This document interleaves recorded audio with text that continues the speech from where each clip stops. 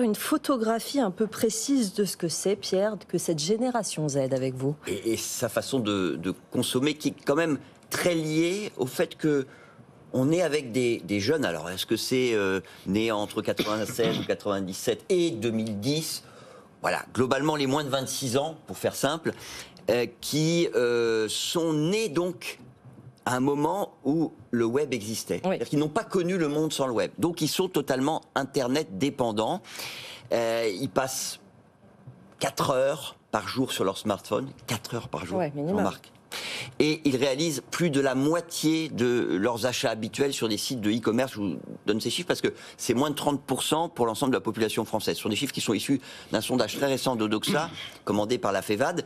Et ce sondage nous dit aussi que la génération Z défend certaines valeurs dans sa façon de consommer, puisque 2 jeunes sur 3 de cette génération ont acheté un produit soit reconditionné, soit d'occasion en 2022. Et il faut en plus savoir que pour que la génération Z adhère et achète un produit ou un service, il faut qu'on lui fasse miroiter qu'il est à la fois écologique et économique.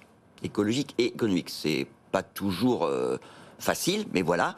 D'ailleurs, ils sont pleins de paradoxes, vous allez voir, parce que il y a une étude de la chaire Pégase, qui est rattachée à la Montpellier Business School, qui nous dit que les 2 tiers de ces jeunes Français sont convaincus que le secteur aérien joue un rôle majeur dans le réchauffement climatique.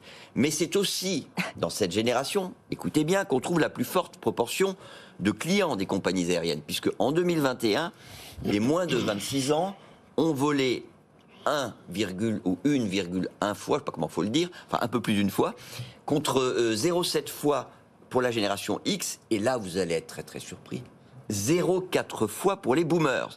Donc la génération Z vole 3 fois plus que ceux à qui elle reproche une consommation qui ne prend pas en compte l'urgence écologique. En même temps, on ne peut pas reprocher à ces jeunes l'envie de voyager. Oui. C'est quand même, les voyages forment la jeunesse, n'est-ce pas?